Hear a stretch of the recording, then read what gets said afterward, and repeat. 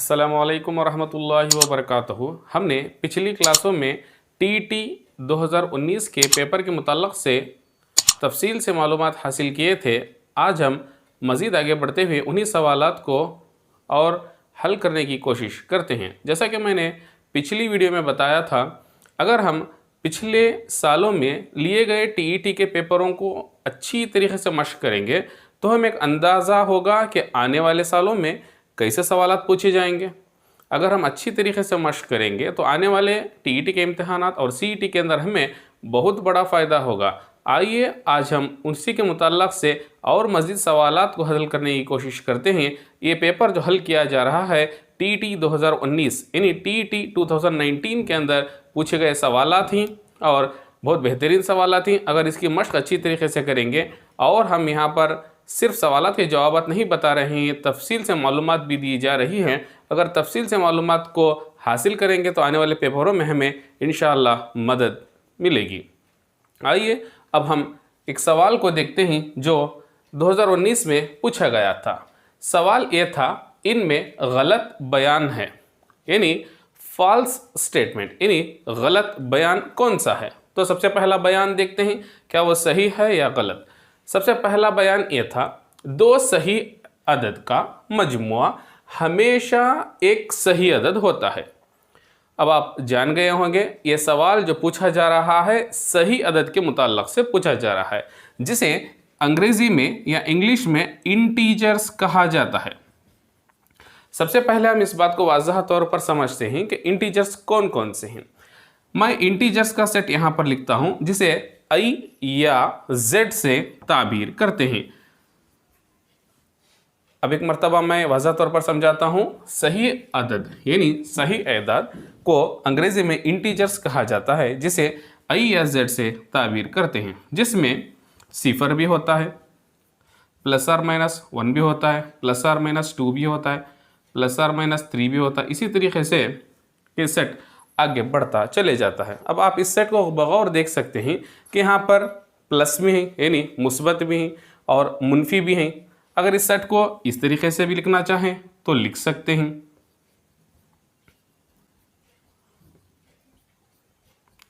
इस सेट को हम इस तरीके से भी जाहिर करते हैं। ये दोनों सेट इंटीजर्स यानी सही अदद को ही यहाँ पर बता रहे हैं।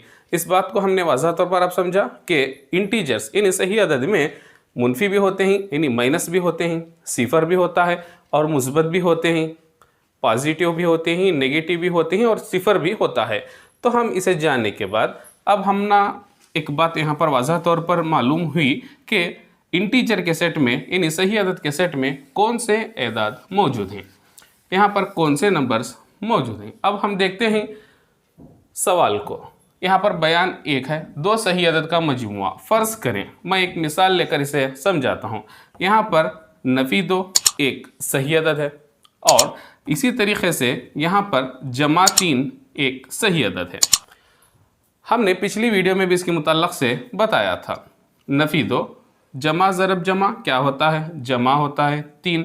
अब इन दोनों को जमा करें तो क्या हासिल होता है, जमा 1 हासिल होता है जो एक इंटीजर है यानी इंटीजर के सेट से ताल्लुक़ रखता है।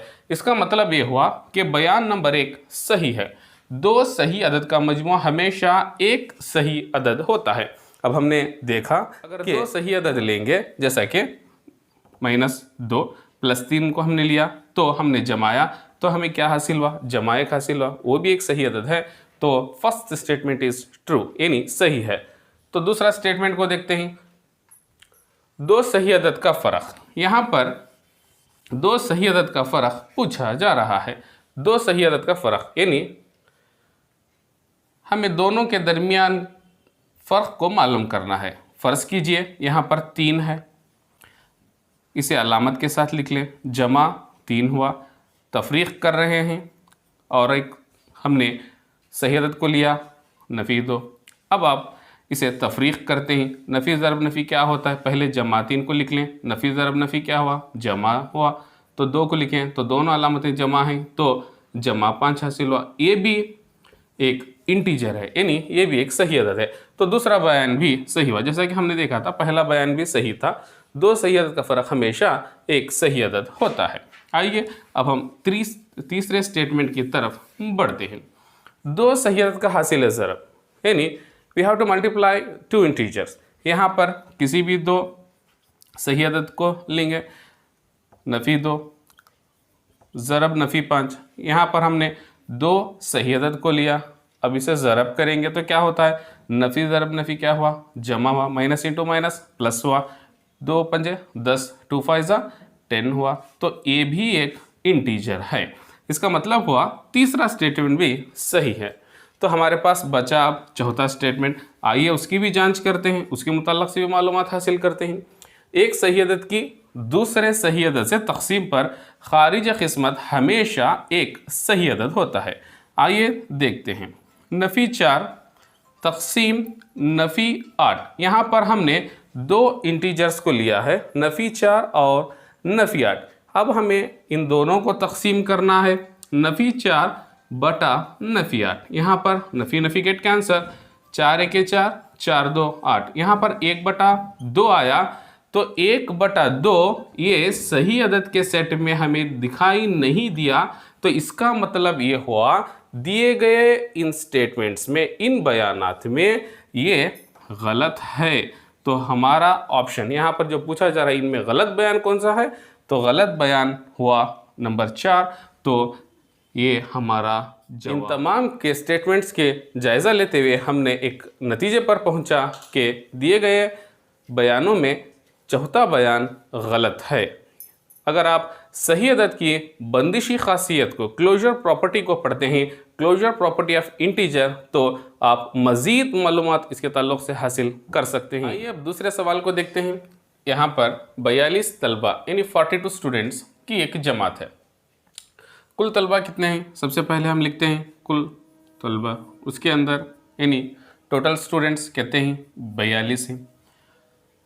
42 तलबा की एक जमात का 2/7 हिस्सा वॉलीबॉल खेलता है। अगर वॉलीबॉल को हम V से जाहिर करेंगे तो ये हुआ 2/7, यानी 42 तलबा का 2/7 हिस्सा वॉलीबॉल खेलता है, जिसे हमने V से जाहिर किया। इसी तरीके से 3/7 हिस्सा कराटे सीखता है। कराटे को हम KR के ज़रिए लिखेंगे। 3/7 हिस्सा कराटे सीखता है और बकिया हिस्सा कबड्डी खेलता है। बकिया हिस्सा यानी KB कबड्डी खेलता है, हमें उसे मालूम करना है। कबड्डी खेलता है तो कबड्डी खेलने वाले तलबा की तादाद को मालूम करना है, तो हमने उसे सवाली निशान से जाहिर किया। अब हम सबसे पहले इस बात को समझेंगे कि वॉलीबॉल और कराटे खेलने वाले तलबा कितने हैं। तो सबसे पहले हम दोनों को जमाएंगे। सबसे पहले वॉलीबॉल खेलने वाले तलबा कितने हैं, 2/7। इसी तरीके से कराटे खेलने वाले तलबा 3/7। हमने कसरों की जमा में इसके मुताल्लिक़ से मालूमात हासिल किए हैं। जब नसब नुमा, जब डिनोमिनेटर सेम होते हैं तो उसे हम एक मरतबा लिखते हैं और शुमार कुनंदा यानी न्यूमरेटर को जमाते हैं। 2 जमा 3 यानी 5/7 हुआ टोटल हिस्सा, यानी वॉलीबॉल और कराटे खेलने वाले तलबा का हिस्सा 5/7 हुआ। तो हम इसे कुल तलबा से ज़रब करेंगे तो हमें वॉलीबॉल और कराटे खेलने वाले तलबा का मजमुआ हासिल होगा। तो हम सबसे पहले इसे देखेंगे, 7 1 7 7 6 42 हुआ, 6 पंजे यानी 6 पंजे 30 हुआ। तो इसका मतलब हुआ वॉलीबॉल और कराटे खेलने वाले तलबा 30 हुए। तो हमें मालूम करना है कबड्डी खेलने वाले तलबा की तादाद। तो हम कैसे मालूम करते हैं, सबसे पहले हम लिखते हैं कबड्डी खेलने वाले तलबा यानी KB से जाहिर किया था, कबड्डी खेलने वाले तलबा। टोटल तलबा कितने हैं, 42 हैं। इसमें वॉलीबॉल और कराटे खेलने वाले तलबा कितने हैं, 30 हैं। तो दोनों को तफरीक करें तो हमारा जवाब क्या आया, 12 आया। तो अब ऑप्शन को देखें तो 12 कहाँ पर है, दूसरे ऑप्शन पर है। तो इसका मतलब हुआ हमारा जवाब 12 हुआ। इस तरीके से हम सबसे पहले वॉलीबॉल और कराटे खेलने वाले तलबा का हिस्से को जमा किए और तादाद को मालूम किए। ठीक इसी तरीके से हमने कबड्डी खेलने वाले तलबा को आसानी के साथ इस तरीके से मालूम कर सकते हैं। अगर आप इसे अच्छी तरीके से मशक करेंगे तो इस तरीके से दिए जाने वाले सवालात को आप चंद सेकंड में हल कर सकते हैं। आइए अब हम तीसरे सवाल को देखते हैं। कसर को इसके माकूस से ज़रब देने पर उसका हासिल ज़रब मसावी होगा। यानी कसर को उसके माकूस से, यहाँ पर एक नुक्ता दिया गया है, बहुत अहम है, एक्सेप्ट ज़ीरो, ज़ीरो के अलावा, ज़ीरो को छोड़कर, यानी एक्सेप्ट ज़ीरो यानी ज़ीरो को छोड़कर बाकी के कसर, कसर को उसके माकूस से ज़रब देने पर उसका हासिल ज़रब मसावी होगा। क्या सिफर के होगा, क्या एक के होगा, क्या नफ़ी एक के होगा, कसर ही होगा। तो आइए सबसे पहले हम एक कसर को लेते हैं। फ़र्ज़ करें कसर ए बटा बी है या पी बटा क्यू है, हमने ए बटा बी लिया है। इसका माकूस क्या होता है? इसका माकूस क्या होता है? इसका माकूस बी बटा ए होता है। अगर अब आप सवाल को देखें, कसर को, ये हमने कसर यहाँ पर लिया है, इसके माकूस से ज़रब देने पर, यहाँ पर हमने ज़रब दिया इसके माकूस से, ये कसर है, ये इसका माकूस है, ज़रब देने पर उसका हासिल ज़रब क्या होता है? अब हम खुद इसे देखते हैं। यहाँ पर ए और ए कैंसिल हुआ, बी और बी कैंसिल हुआ, तो क्या बचा? यहाँ ए कैंसिल होने पर एक हासिल हुआ, यहाँ पर भी एक हासिल हुआ, तो हमारा जवाब जो हुआ एक हुआ। इस तरीके से हम हल कर सकते हैं। आइए एक मिसाल को भी देखते हैं। अगर 3/2 को हमने कसर की एक मिसाल ली है तो इसका माकूस क्या हुआ? अब आप खुद बता सकते हैं। इसका माकूस हुआ 2/3। अगर एक कसर को उसके माकूस से ज़रब देने से क्या हासिल होता है? 3 एके 3, 3 एके 3, 2 एके 2 और 2 एके 2। यहाँ पर क्या आया? जवाब 1 आया। तो हमारे ऑप्शंस में दूसरा ऑप्शन सही है। इस तरीके से हम इस सवाल को आसानी के साथ हल कर सकते हैं। अब हम चौथे सवाल को हल करते हैं। यहाँ पर टीटी 2019 में यह सवाल दिया गया था, मुस्ततिल नुमा पतली आहनी चादर की लंबाई, यानी रेक्टेंगल शेप की एक पट्टी, चादर की लंबाई 3 सही 1/2 मीटर। यहाँ पर लंबाई दी गई है जिसे हम एल से जाहिर करते हैं, 3 सही 1/2 मीटर, और चौड़ाई यहाँ पर दी गई जिसे बी से जाहिर करते हैं 2 सही 1/2 मीटर हो। तो धाती चादर का रकबा क्या होगा? क्या 8 सही 1/4 मुरब्बा मीटर होगा या 6 सही 1/4 मुरब्बा मीटर होगा? इस तरीके से यहाँ पर 4 ऑप्शंस दिए गए हैं। आइए हम उसे सबसे पहले हल करने की कोशिश करते हैं। यहाँ पर उन्होंने बताया कि एक मुस्ततिल नुमा है, एक मुस्ततिल है। फ़र्ज़ कीजिए हमने इसे नाम दिया ए बी सी डी। तो ये हुआ लंबाई, लंबाई कितनी है? 3 सही 1/2 मीटर है। तो चौड़ाई कितनी है? 2 सही 1/2 मीटर है। ये भी 2 सही 1/2 मीटर होता है। तो ये 3 सही 1/2 मीटर होता है, क्योंकि मुकाबिल के ज़िले मसावी होते हैं। तो अब हम देखते हैं कि मुस्ततिल का रकबा क्या होता है। मुस्ततिल का रकबा, एरिया ऑफ ए रेक्टेंगल, तो क्या होता है? एल इंटू बी होता है, लंबाई ज़रब चौड़ाई। यहाँ पर लंबाई जो दी गई है वो 3 सही 1/2 है और चौड़ाई 2 सही 1/2 है। ये कसर में है तो हम सबसे पहले मुरक्कब कसर को कसर में, सादा कसर में तब्दील करते हैं। 2 3 6, 6 भी 1 हुआ 7। इसे तब्दील कैसे करें? इसे सबसे पहले 2 को और 3 को ज़रब करें और 1 को इसमें जमा करें। 2 3 6 हुआ, 6 में 1 को जमा करें तो 7 हासिल हुआ बटा 2, ज़रब 2 2 4, 4 भी 1 हुआ 5, 5/2। अब यहाँ पर न्यूमरेटर को न्यूमरेटर से ज़रब करें और डिनोमिनेटर को डिनोमिनेटर से ज़रब करें। 7 पंजे 35 बटा 2 2 4। अब आप जवाब में देख सकते हैं यहाँ पर कोई जवाब इससे मिलता जुलता नहीं है। तो इसे कैसे हल करें? तो हमें इस जवाब को लें, 35 को 4 तकसीम करें, 35 को 4 से तकसीम करें। 4 का पहाड़ा 8 तक पढ़ने से 32 हासिल हुआ। तो हमें हासिल, अब यहाँ पर तफरीक करने से क्या मिला? 5 में से 2 को तफरीक करें तो 3 हासिल हुआ और 3 में से 3 को तफरीक करें तो 0 हासिल हुआ। तो इसका मतलब ये हुआ ये मज़ीद तकसीम हो सकता है अगर अशरिया लगाएंगे। तो यहाँ पर हमें कसर की सूरत में देने की वजह से हम इसे इसी तरीके से लिखते हैं जैसा कि 8 सही 3/4, 8 सही 3/4 मुरब्बा मीटर। इन ऑप्शंस में अब आप जवाब को देख सकते हैं। तीसरा ऑप्शन जो दिया गया है वो सही है। इसे लिखने का तरीका कुछ इस तरीके से है। यहाँ पर जो खारिज किस्मत होता है उसे सबसे पहले लिखें, जो तकसीम होने वाला अदद है उसे शुमार कुनंदा यानी न्यूमरेटर में लिखें, और जो तकसीम करने वाला है उसे डिनोमिनेटर में लिखें। तो हमें रकबा आसानी के साथ मालूम हुआ। तो सबसे पहले इस सवाल के अंदर हमें बहुत कुछ सीखने को मिला। हमने मुस्ततिल का रकबा मालूम करने का ज़ाबिता मालूम किया और किस तरीके से इसे हल करते हैं इसके मुताल्लिक़ से हमने जाना। आइए अब हम और एक सवाल को हल करते हैं। अगर x बटा y बराबर 3/2 हो तो x जमा y बटा x नफ़ी y की कीमत क्या होगी? क्या 5 होगी या 1/5 होगी, 2/3 होगी या 2 होगी? तो हमें मालूम करना है। तो सबसे पहले देखते हैं x बटा y को 3/2 दिया गया है। इसे मुख्तलिफ़ तरीक़ों से हल किया जा सकता है। मैं एक यहाँ पर शॉर्ट ट्रिक के ज़रिए हल कर रहा हूँ। यहाँ पर x की कीमत क्या हुई? 3 हुई। y की कीमत क्या हुई? 2 हुई। तो अब हम इसे लेते हैं जो हमें कीमत मालूम करना है, x जमा y बटा x नफ़ी y।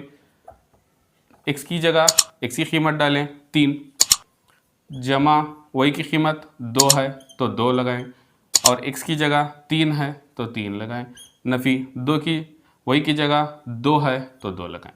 तो 3 जमा 2 क्या हुआ? 5 हुआ, बटा 3 नफ़ी 2 क्या हुआ? 1 हुआ। यानी हमारा जवाब 5 हुआ।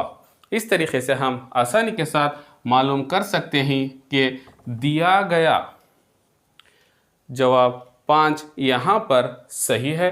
तो ऑप्शन 1 यहाँ पर सही हुआ। तो इस तरीके से हम इसे हल कर सकते हैं, लेकिन इसे और भी तरीक़ों से हल कर सकते हैं। आइए वो तरीक़ों को भी जानने की कोशिश आज हम करते हैं। यहाँ पर x बटा y यानी 3/2 दिया गया है। अब हम इसे कैसे हल कर सकते हैं, ये मैं जो बता रहा हूँ ये दूसरा तरीक़ा है। तो सबसे पहले लिख लें जिसे मालूम करना है x जमा y बटा x नफ़ी y।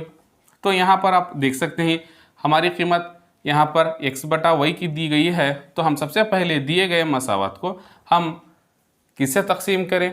हम सबसे पहले इसे यहाँ पर x जमा y को y से तकसीम करें, y से तकसीम करें। तो क्या होता है? x बटा y जमा y बटा y, x बटा y नफ़ी y बटा y हुआ। तो अब आप देख सकते हैं यहाँ पर y गेट कैंसल, और यहाँ पर भी y कैंसल हुआ। तो क्या बचा? x बटा y जमा 1 x बटा y नफ़ी 1। तो अब आप x बटा y की कीमत तो जानते हैं 3/2। तो 3/2 को यहाँ पर उसकी कीमत लगाएं, जमा 1 बटा 3/2 नफ़ी 1। तो इसे हल कैसे करें? तो सबसे पहले 2 को इधर ज़रब करें, 3 जमा 2/2 हुआ, और 3 नफ़ी 2/2 हुआ, 2 कैंसिल हुए तो बचा 5/1 यानी 5। इस तरीके से भी हम जवाब को हासिल कर सकते हैं। ये दोनों तरीक़ों को आप अच्छी तरीके से समझ करेंगे तो ऐसे सवालात को आप चंद सेकंड में हल कर सकते हैं। अब हम और एक सवाल को हल करते हैं। यह सवाल तो बहुत आसान है। एक पेन की कीमत यहाँ पर बताई गई है। एक पेन की कीमत 8.5 रुपये और एक पेंसिल की कीमत 5.5 रुपये। सवाल को ज़रा गौर से पढ़ें। एक पेन की कीमत 8.5 रुपये और एक पेंसिल की कीमत 5.5 रुपये। तो एक डज़न पेन, सवाल को ज़रा गौर से यहाँ पर पढ़ें। तो एक डज़न पेन, एक डज़न यानी 12 पेन, और आधे डज़न पेंसिल के मजमूए की कीमत क्या होगी? आधा डज़न यानी 6 पेंसिल। ये सवाल हल करते वक्त अक्सर ये गलती करते हैं कि दोनों को डज़न लेते हैं। यहाँ पर इस बात को ज़रा ध्यान से रखें। यहाँ पर एक डज़न पेन की कीमत और आधा डज़न पेंसिल की कीमत पूछी जा रही है। तो सबसे पहले हम इसे कुछ इस तरीके से लिखते हैं। पेन की कीमत ज़रब 12 है क्योंकि एक डज़न है। और इसी तरीके से अब आप देख सकते हैं पेंसिल की कीमत वो कितने हैं, 6 हैं, यानी आधा डज़न है। आइए अब दोनों को ज़रब करते हैं। पेन की कीमत क्या है, 8.5 ज़रब 12, और पेंसिल की कीमत क्या है, 5.5 ज़रब 6 है। तो इसे जब हम ज़रब करते हैं तो आइए यहाँ पर ज़रब कर लेते हैं। 8.5 ज़रब 12, 2 पंजे 10, हासिल आए 2 अटे 16, 16 भी 1, 17 जमा 5 के 5 8 आया। तो सिफर 7 में 5 को जमा करें तो 12 हुआ, हासिल आई। यहाँ पर 8 में 1 जमा करें 9, 9 भी 10 हुआ। 1 के बाद आशारिया लगाएं तो ये कीमत जो हुई 102 रुपये हुई, यानी 12 पेन की कीमत क्या हुई, 102 रुपये हुई। आइए अब पेंसिल की कीमत को भी देखते हैं। 5.5 ज़रब 6, 6 पंजे 30, हासिल 3, 6 पंजे 30, 30 भी 3, 33 हुआ। 1 के बाद आशारिया लगाएं तो ये 33 रुपये हुए। आइए अब दोनों को जमाते हैं तो हमें क्या हासिल हुआ, 135 रुपये हासिल हुआ। इन ऑप्शन में हमारा सही ऑप्शन जो हुआ चौथा ऑप्शन हुआ, यानी चारों ऑप्शन हुआ 135 रुपये। इस ऐसे सवालात में ज़रा आप ध्यान से सवाल को पढ़ें कि यहाँ पर 1 डज़न पेन और आधे डज़न पेंसिल को जैसे दिया गया है, इसी तरीके से थोड़ा बहुत कंफ्यूज किया जाता है। अब आप अक्सर तलबा ऐसे लिखते हैं कि 1 डज़न पेन और 1 डज़न पेंसिल की कीमत को लेते हैं और गलत कर बैठते हैं। तो आप तवज्जो के साथ सवाल को पढ़ेंगे तो आसानी के साथ हल कर सकते हैं।